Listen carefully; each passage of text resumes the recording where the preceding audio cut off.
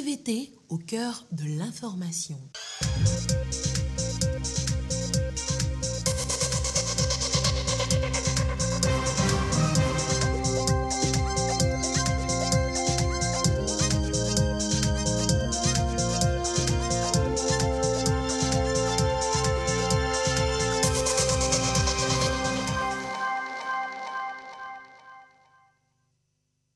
Il est l'heure du journal sur la télévision togolaise. Madame, monsieur, bonsoir. Et voici les titres de cette édition.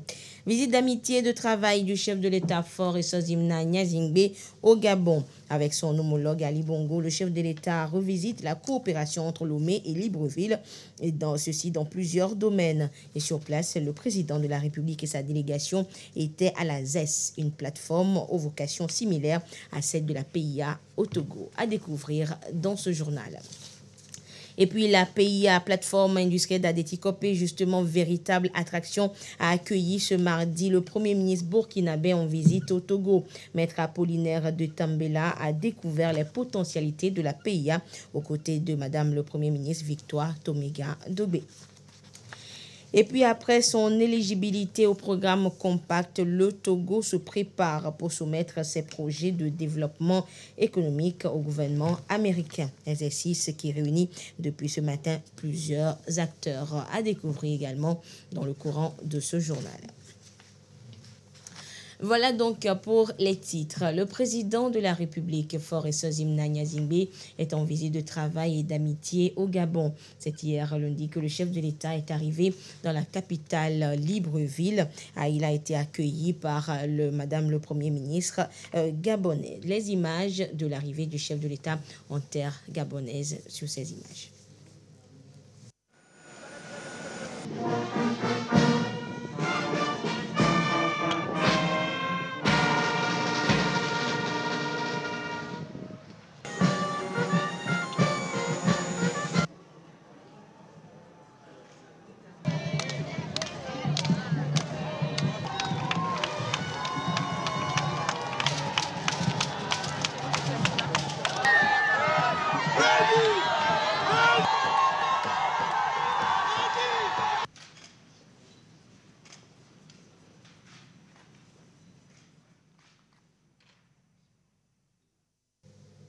Voilà donc les images de l'arrivée du chef de l'État en terre gabonaise, et avec son homologue gabonais, justement, le président de la République s'est rendu à la zone économique spéciale de Nkok, la ZES. Cette plateforme est un important pôle de transformation des matières premières locales et de création d'emplois, à l'instar de la plateforme industrielle d'Adétikopé au Togo. Joseph Amégan pour des précisions.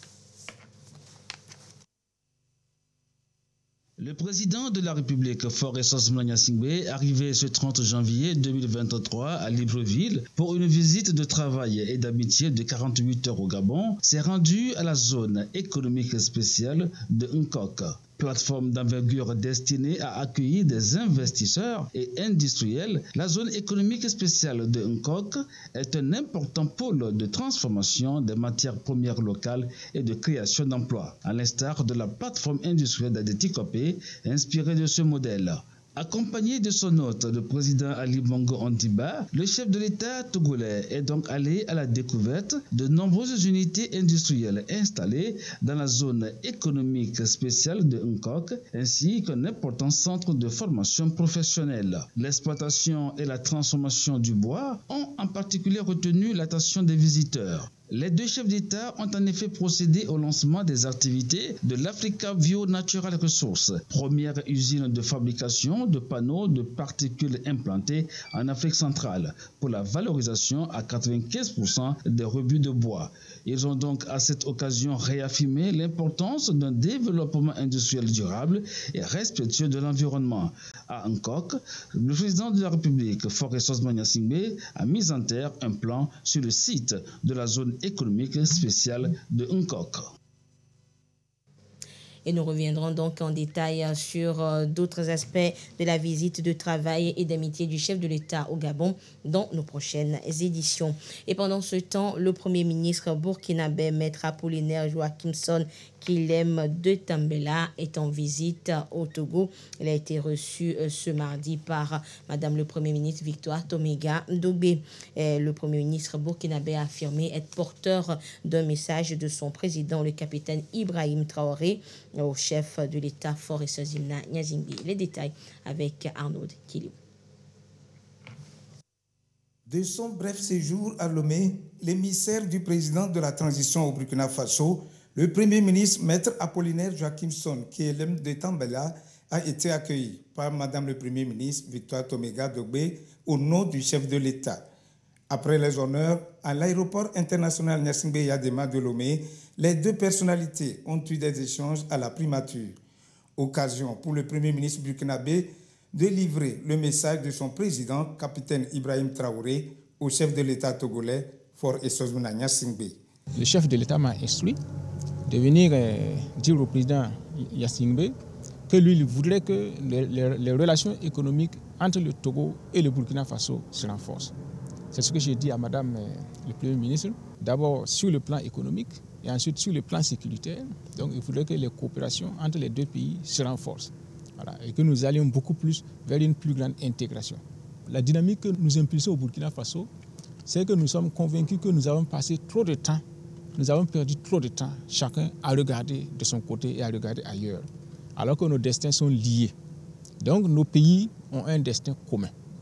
Donc notre objectif, c'est de faire en sorte à renforcer la coopération sous-régionale et pourquoi ne pas aboutir, n'est-ce pas, une forme de fédération entre nos États qui isolément ne pèsent pas beaucoup, mais ensemble peuvent constituer une grande force, d'autant plus que nous avons les matières premières.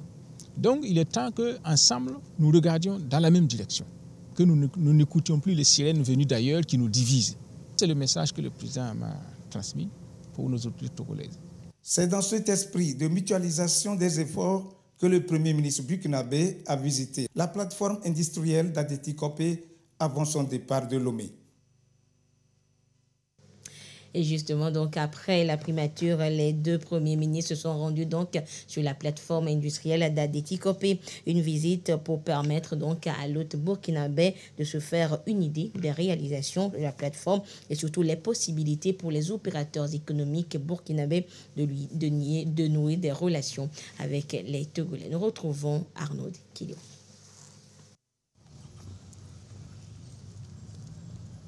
Touché par la vision audacieuse du chef de l'État de développer l'économie nationale, notamment à travers la transformation des produits locaux, le Premier ministre burkinabé a tenu à se rendre à la plateforme industrielle d'Adeti Kopé, accompagné de son homologue togolais Victoire Toméga Ndobé. Présentation de la plateforme, suivie d'une visite guidée. Le Premier ministre a été séduit par le concept de la PIA et les différentes réalisations. Vraiment, je suis très impressionné. Je remercie Madame le Premier ministre qui a eu l'idée de me faire découvrir ce joyau. Et je remercie le président Fort Gnassingbé. J'encourage vraiment les autorités togolaises dans leurs initiatives. Et je voudrais qu'ils continuent dans cette perspective-là et qu'ils délocalisent aussi la plateforme un peu vers l'intérieur du Togo pour nous faciliter, nous les Burkinabés qui sommes de l'intérieur, pour encore davantage se rapprocher de nous afin que nos relations se renforcent dans tous les domaines économiques, culturels et tout ce qui est possible. Je souhaite revenir ici officiellement avec, n'est-ce pas, des opérateurs économiques burkinabés pour qu'on multiplie les opportunités d'échange et de coopération en matière économique. Parce que vraiment, cette plateforme est une opportunité à saisir. Le Premier ministre Apollinaire Joachimson, qui est l'hymne de Tambela, voulait ainsi s'inspirer du modèle togolais d'industrialisation et voir les multiples opportunités d'échange économique entre Ouagadougou et Lomé. Le 14 décembre 2022, le Togo a été déclaré éligible au programme Compact par les États-Unis. Et dans le cadre de ce programme, justement, le pays devra soumettre ses projets au cours des prochains mois, soumettre donc ses projets au gouvernement américain. Le sujet a donc occupé les parties prenantes du programme Compact ce mardi à Lomé. Il est question pour elle d'identifier les différents obstacles à la croissance économique du Togo en vue de l'élaboration de projets dits transformationnels. Les précisions avec Ekoui Salah. Un peu plus d'un mois après son éligibilité au programme Compact, le Togo se prépare à soumettre ses projets pour financement. Le pays s'est donné 2 ans pour y arriver. La tâche occupe à cette rencontre les différentes parties impliquées. Elles se consultent en vue de définir les priorités à prendre en compte dans l'élaboration des projets et programmes nécessaires. L'atelier que nous organisons s'inscrit dans la dynamique de formuler un programme qui sera financé par le MCC et nous devons effectivement voir quels sont les secteurs économiques qui permettraient justement d'avoir un impact significatif sur la transformation structurelle du pays, donc une accélération de la croissance. Donc l'atelier permet d'identifier les contraintes majeures à la croissance économique, mais aussi les freins qui doivent être aussi identifiés. Et nous devons, à l'issue de l'atelier, voir aussi comment ces contraintes et ces freins peuvent trouver des solutions dans le cadre effectivement de la mise en œuvre de la feuille de route gouvernementale Togo 2025. 4 ans, c'est la durée dont dispose le Togo pour soumettre ses projets dans le cadre du programme Compact. Un délai un peu trop long selon le gouvernement qui s'est engagé à le faire au bout de 2 ans.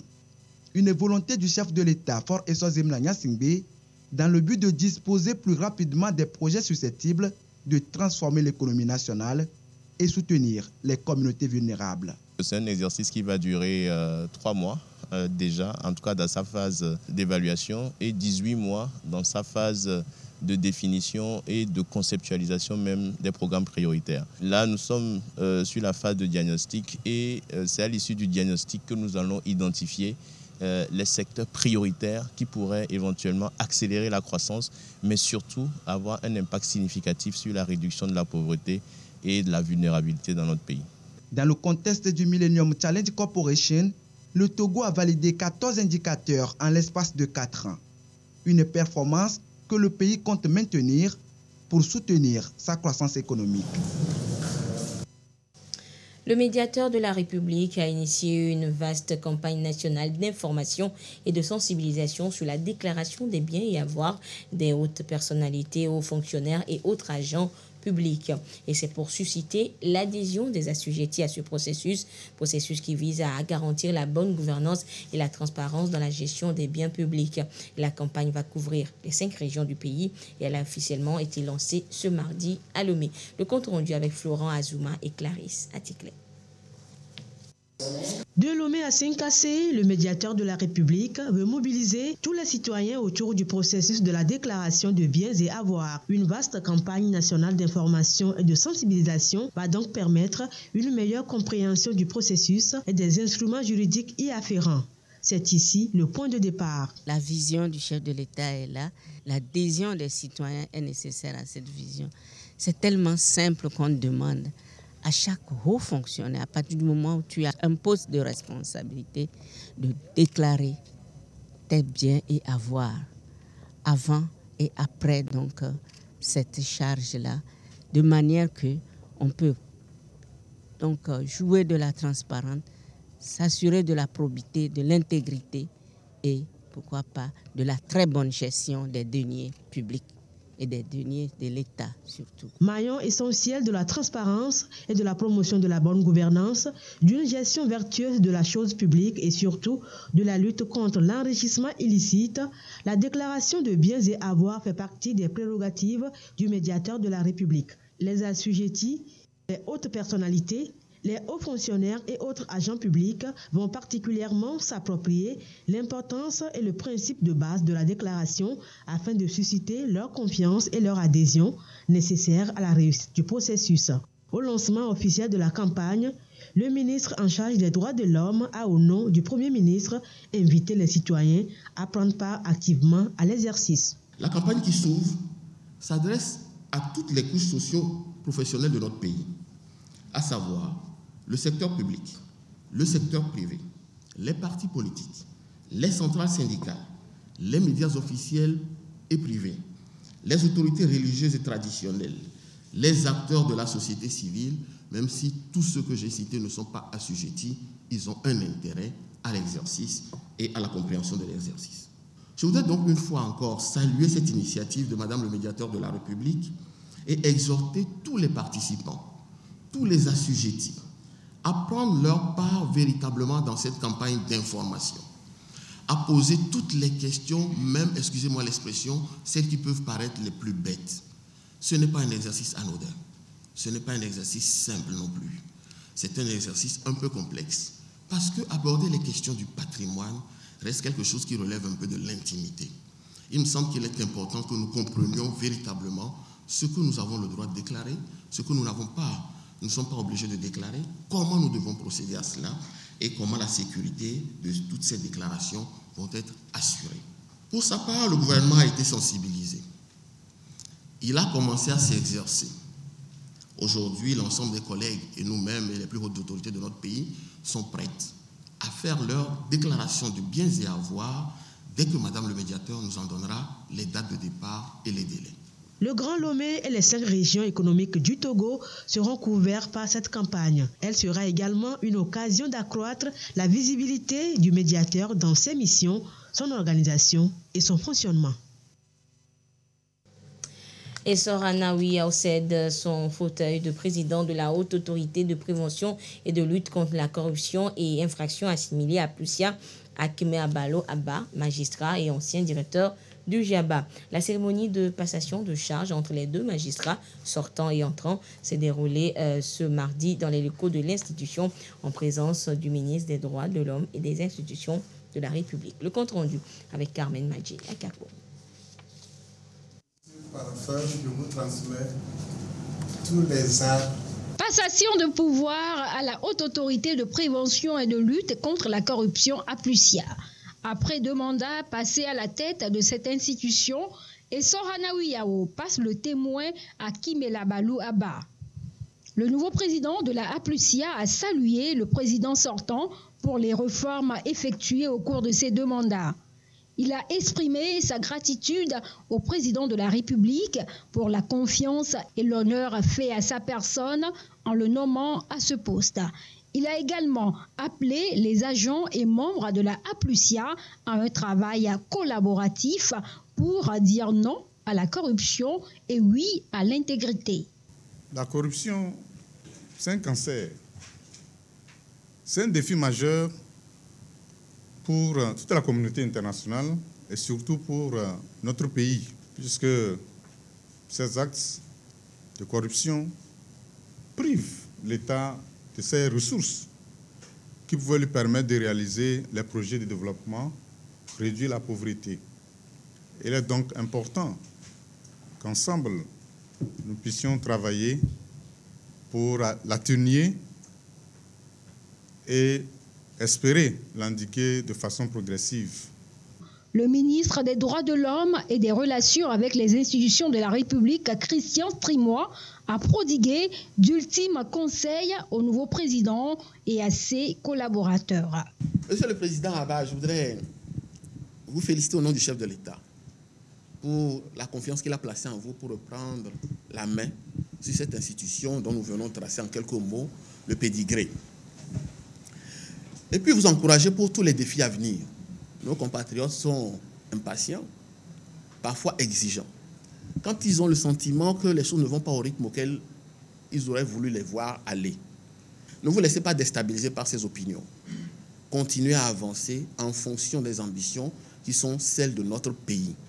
La lutte contre la corruption n'est pas une option, c'est une obligation. Passant le témoin à son successeur, le président sortant, Sorana Ouiao, a remercié le chef de l'État pour lui avoir fait confiance en lui confiant la charge de cette institution pendant 6 ans. Il s'est félicité du choix porté sur Kimela Balou Abba, magistrat, ex-représentant du Togo à la cour de la CEDEAO et ex-directeur général du groupe intergouvernemental d'action contre le blanchiment d'argent en Afrique de l'Ouest, JABA.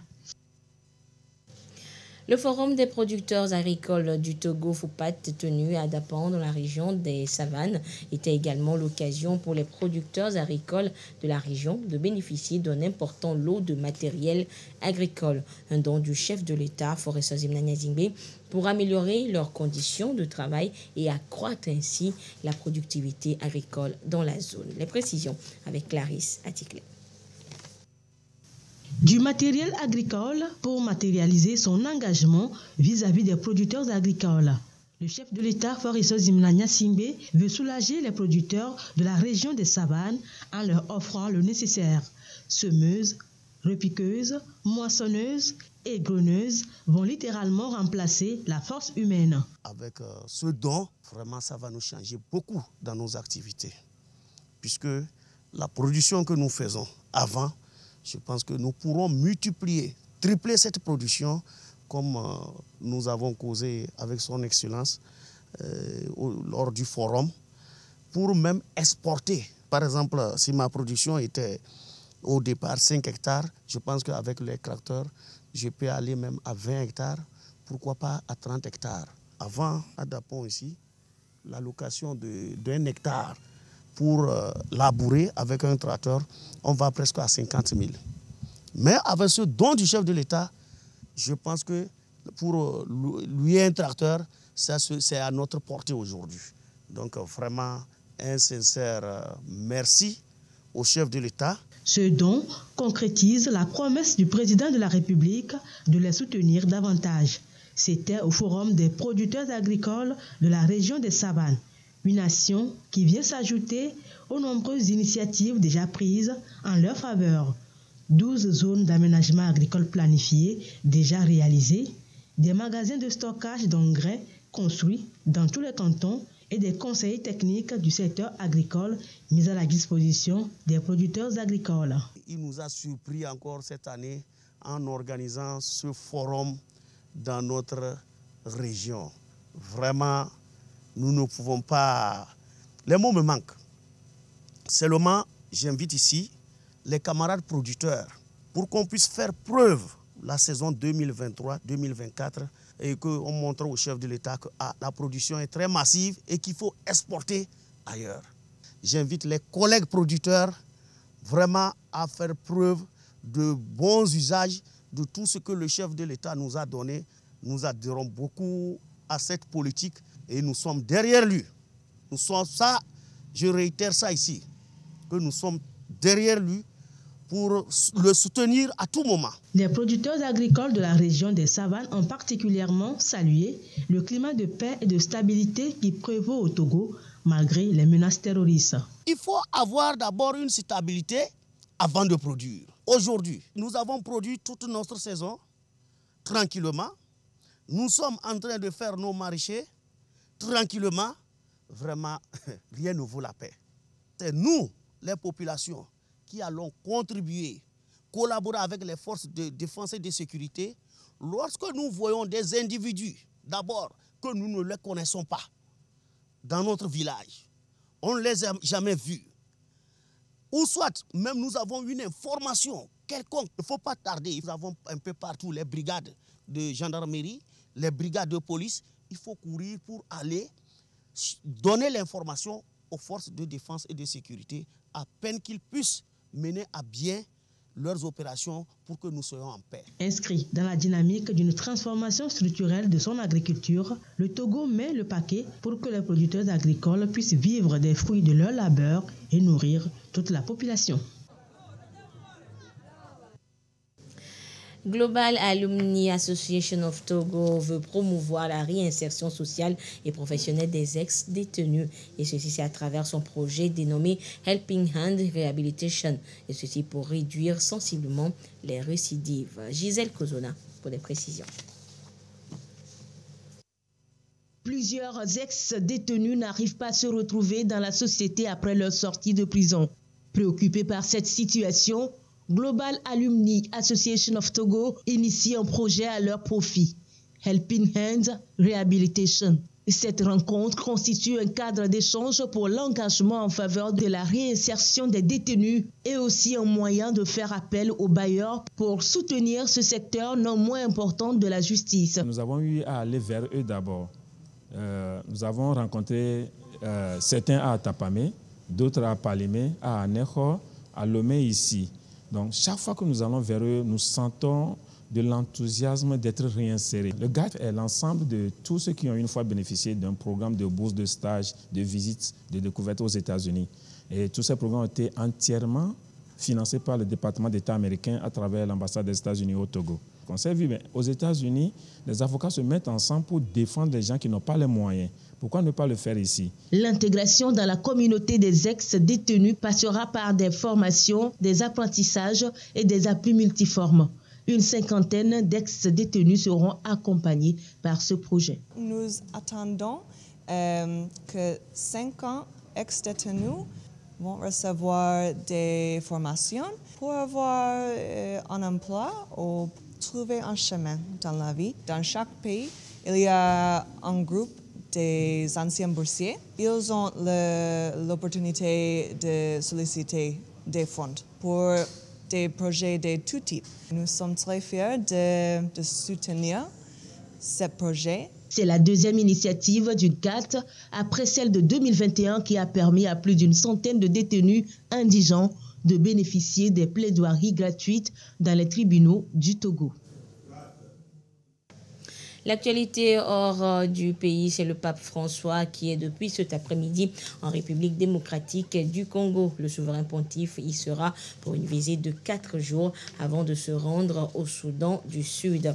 En République démocratique du Congo, c'est l'effervescence comme on peut l'imaginer. Regardez.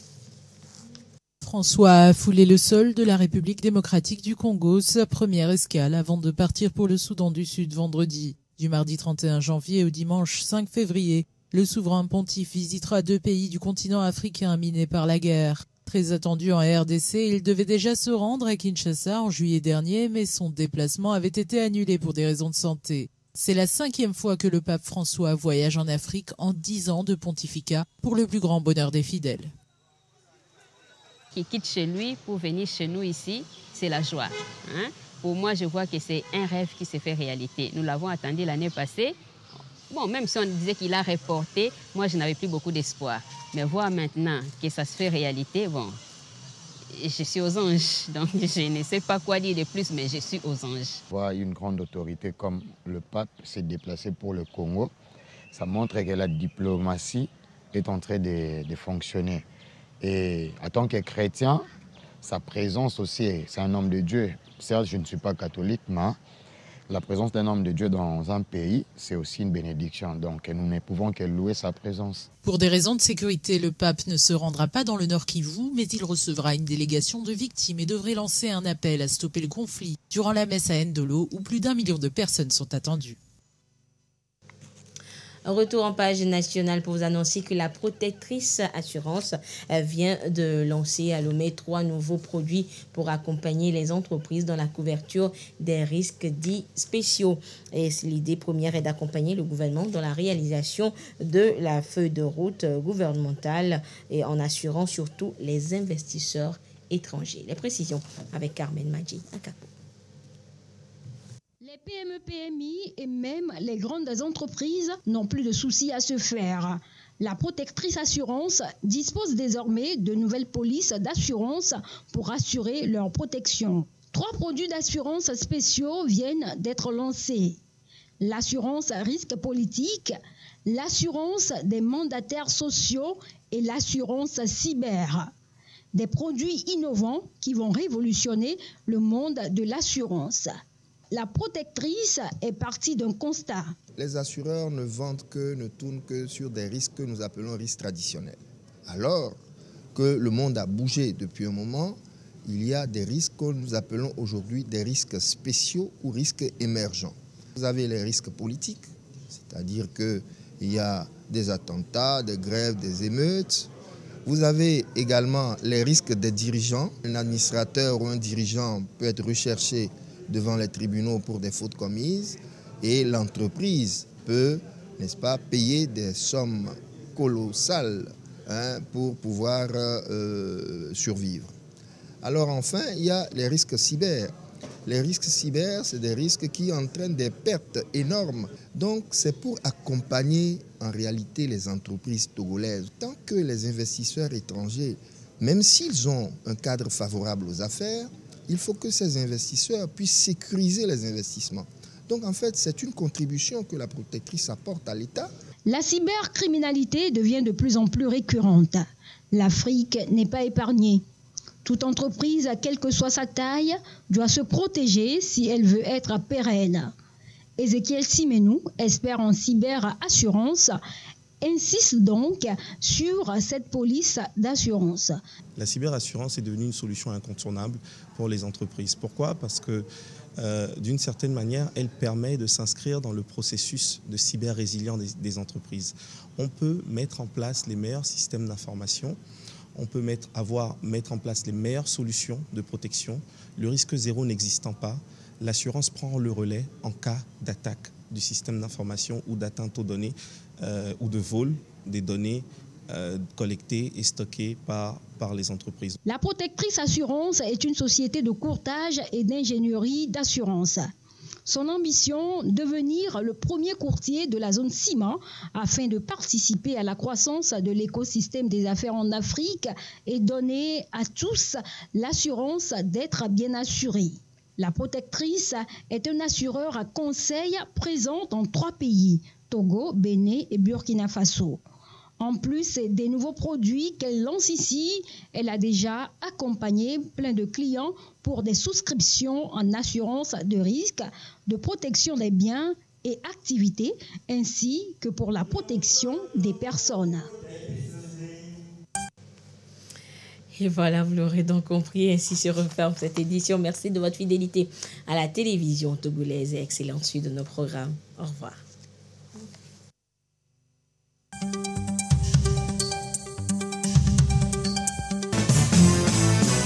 La TVT au cœur de l'information.